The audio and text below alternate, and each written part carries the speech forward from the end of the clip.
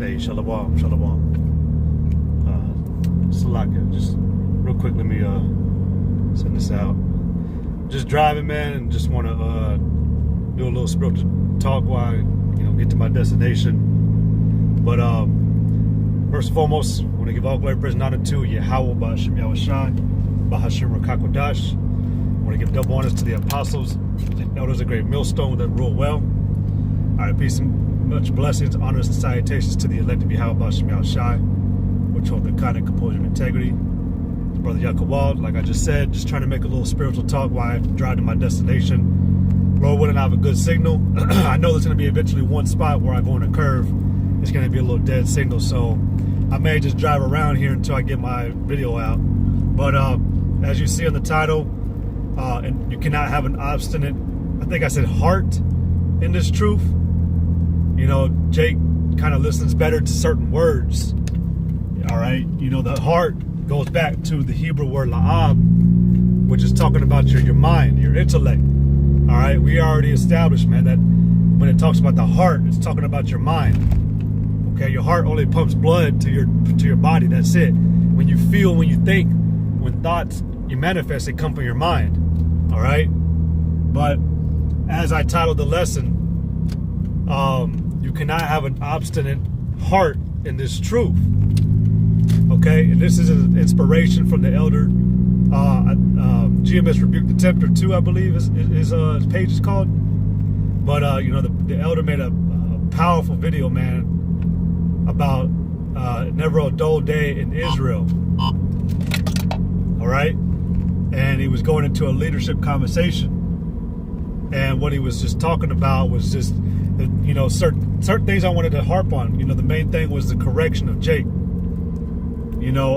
Jake being, resistant or, hard-hearted in this truth, man. The Lord is not working with someone, man, that's going to be stubborn, okay? The scriptures talk all about it. In Proverbs 29 chapter, the first verse says that he that being often reproved, which the word reprove means to be corrected. So he that is often corrected hardeneth his neck, shall suddenly be destroyed, and that without remedy.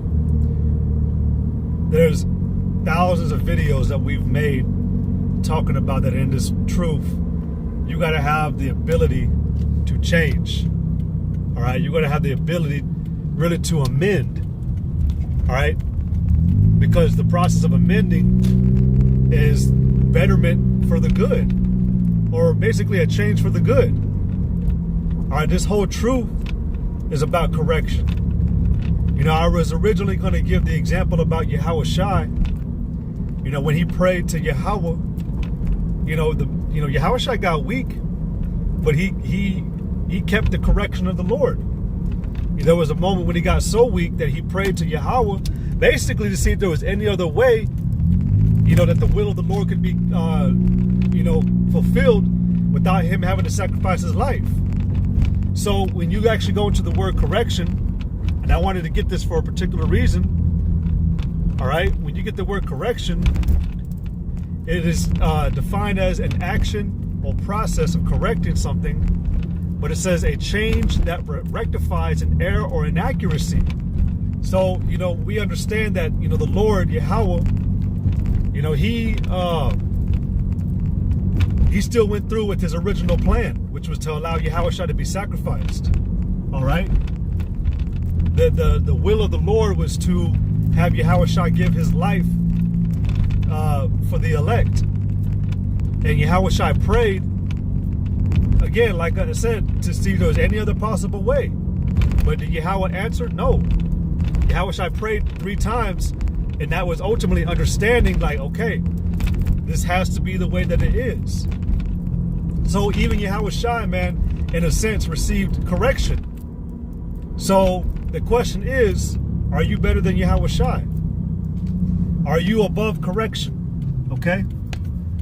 I mean, the Lord calls Israel, man, a stiff-necked and stiff-hearted people. And that's when it comes to correction. Jeremiah, man, the 5th chapter says that they refuse to receive correction.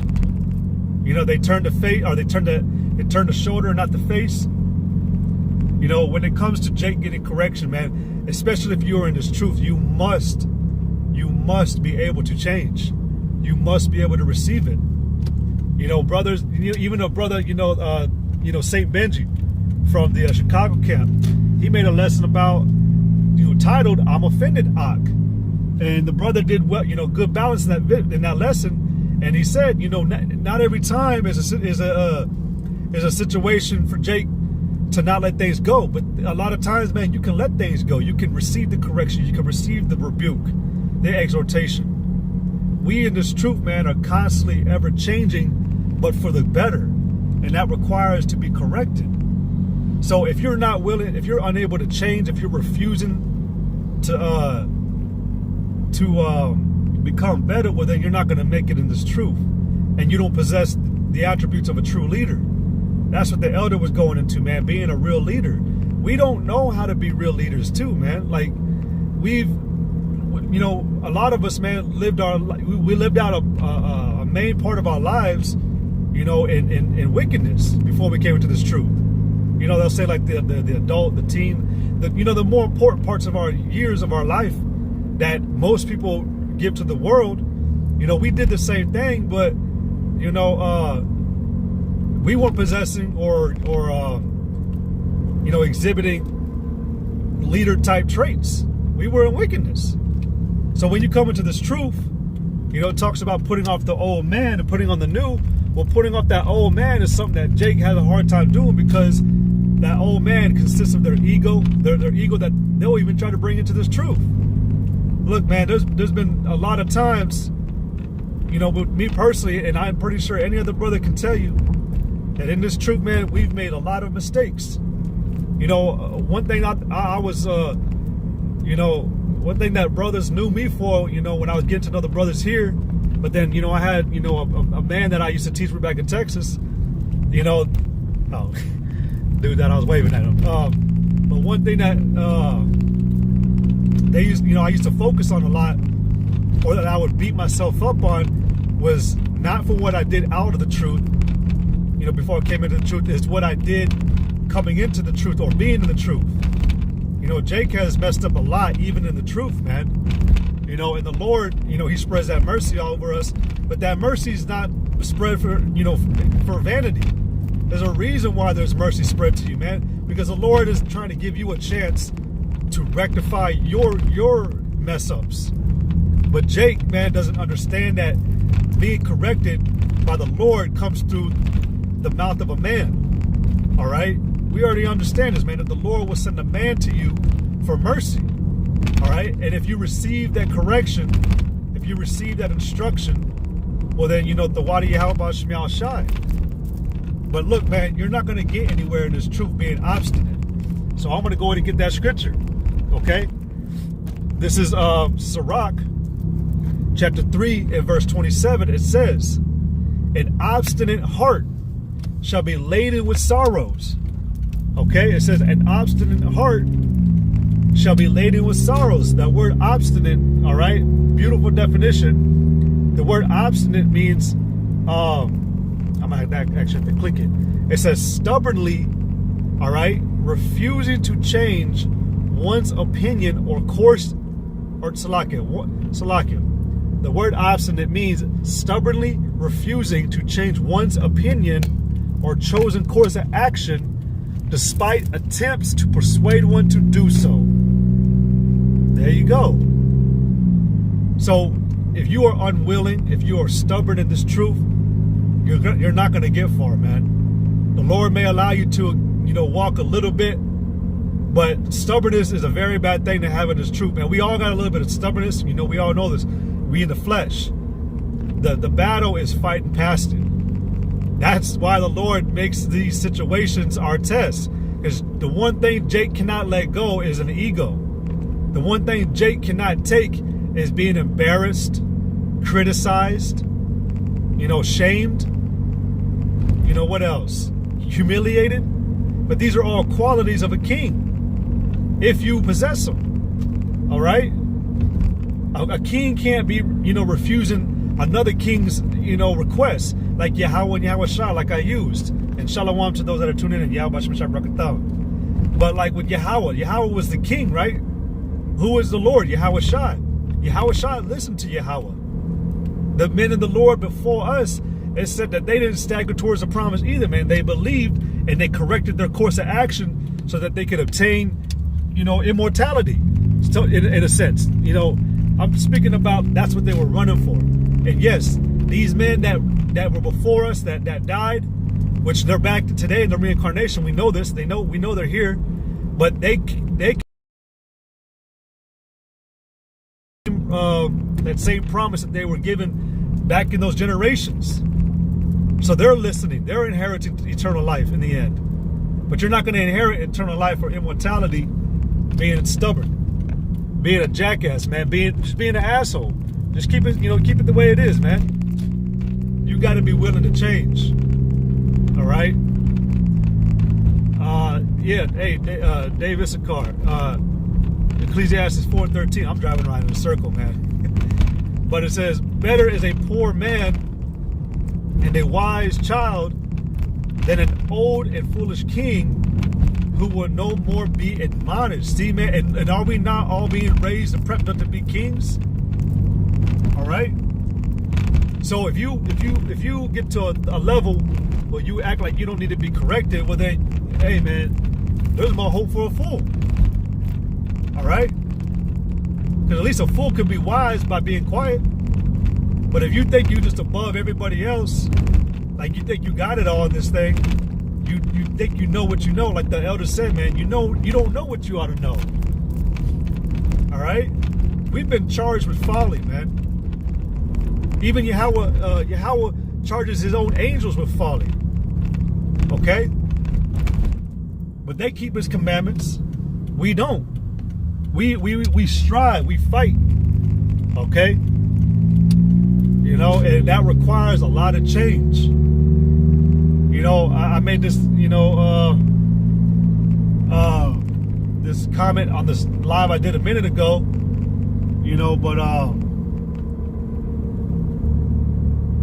just you can't have Salaka, hold on.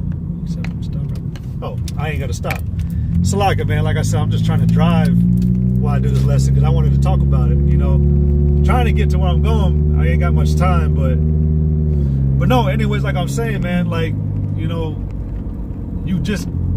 the biggest problem with Israel is that they were stubborn. All right? Stubbornness, the scriptures tell you, is like idolatry and witchcraft. Is as a sin is witchcraft and as of idolatry. Okay? So if you're unwilling to change, if you're unwilling to dispose of certain behavior and put on a better conduct, well, again, you're not going to be made a leader in the end. You're not going to be standing with the great ones. You're not going to be standing with Yahweh Shai. He's not going to be there to crown and commend you. It's an ever-changing process, man, until the coming of the day of the Lord. All right? Again, an obstinate, going back to Sirach 3:27, an obstinate heart shall be laden with sorrows. So a laden comes from ladle, and a ladle is what? Like a scoop. So when you pour the ladle, or when you scoop up the whatever, it pours it out. That's what it's going to be like if you continue to maintain a path of stubbornness. All right, constant friction, with the brothers, or just always being in your head first, thinking that brothers are just trying to attack you. Man, there's a lot that you got to trim off, man. We come into this thing, man, yeah, a new creature, but you got to shave off a lot of that nigga that you've been for the last 20, 30, shit, even 40 years, Like me personally, man, I came into this truth, I have a past. I came into this truth about 18, 19 years old, but I did a whole fucking lot more than what an average adult had already done, man, back in the old times, and that should just give you an idea, like, bro, like we have to be able to change.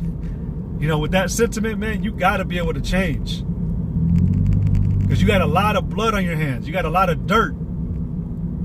All right, so it would be wise to listen and do the things that the Lord is going to give you a chance, like the scriptures say, that you might obtain the promise.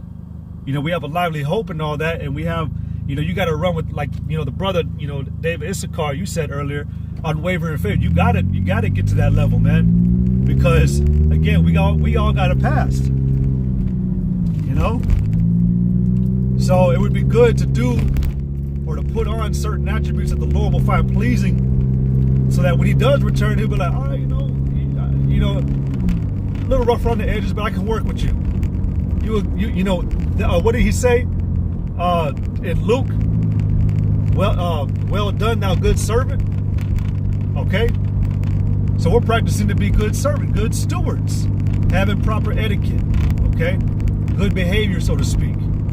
All right, having our ideals line up with the ideals and ideas of Yahweh B'Shem Yahushai, which we already know what that is. The thoughts and intents of His heart is to make this place desolate and start over, basically, and set up those that are profitable, okay, which are going to be the ones that are fruitful, possessing good qualities, productive qualities. So you're not, again, like,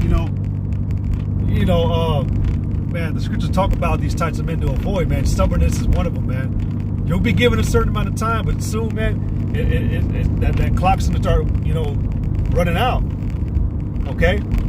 Again, Proverbs 29:1, he that being often reproved hardeneth his neck shall suddenly be destroyed, and that without remedy. That stubbornness, that hardening of the neck is not just, nah, bro, that ain't it, this and that. It's the simple fact of just refusing to accept that you're wrong, or that you need to change up. You need to trim your attitude, or improve on something, or work on something. Okay, so it says shall suddenly be destroyed, and that without remedy. All right, I got a few more scriptures. Hold on, I get it. There it is. This is Hebrews. Proverbs 12:1. It says, "Whoso loveth instruction, proof is brutish." Like the elder said, man. The elder Barak. He said,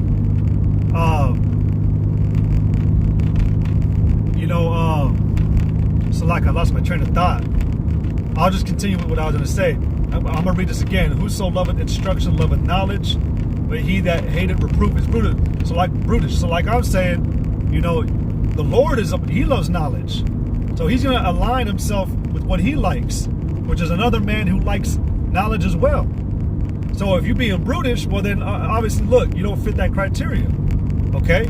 You got to love wanting to change. It'll hurt at first, yeah, it stings, this and that. That's about getting over the flesh, but you got to be able to fix it. You can't let it affect you.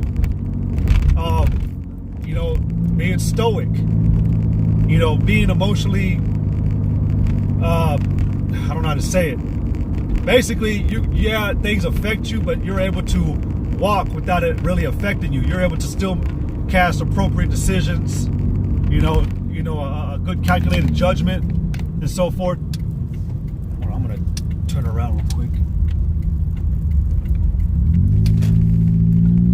But okay, so yeah, man. This is 2 Timothy 3:16. It says, all scriptures is given by inspiration of the Most High and is profitable for doctrine. All right, you got to be taught how to do good. And the only way you're going to get that is out of the scriptures. And from men that also know the same, word, which is the word of Yahweh B'Shem Yahushai. It says for reproof, correction, and for correction. For instruction in righteousness. Okay? That's why we have these scriptures. And that's why you got walking epistles around you, all right?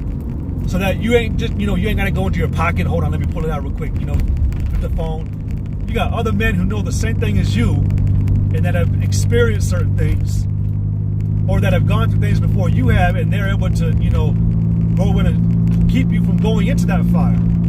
Again, you're going to be laden with iniquity, man. So, Proverbs 15:32 says, he that refuseth instruction despiseth his own soul.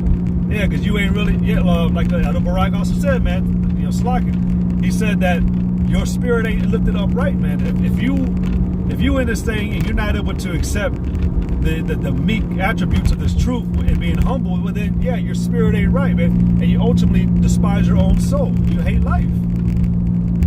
It says, but he that heareth reproof getteth understanding. You're going to understand more and more and see it through irrefutable proof that yeah, your flesh and you as a natural person sucks. So you need counsel, you need wisdom. You need to, the scriptures talk about it, that before every enterprise, take counsel. So that requires you to go to someone or a people and ask to be directed. So if you're about to make a decision and it's not the best decision, another man that has understanding can tell you, hey, try doing it this way, or maybe fall back from it. That's correction. But if you want to just walk into a situation, man, and just fuck your own self, then hey, that's on you. But you can't be like that in this truth. You got to be willing to mold, man. Proverbs 29:15 says that the rod and reproof give wisdom, but a child left to himself bringing his mother to shame. Yeah, man, because I'm going to use the mother as far as the law, all right, or the wisdom of this truth. You're going to look, how silly would it look for one elect to be the worst, the bad, possessing everything unfruitful and bad that you can in a man, but he gets saved? It would just be totally off. It would look ridiculous. All right. Let me see.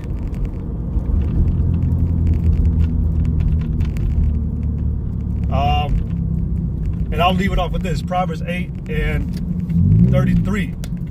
It says, hear instruction and be wise and refuse it not.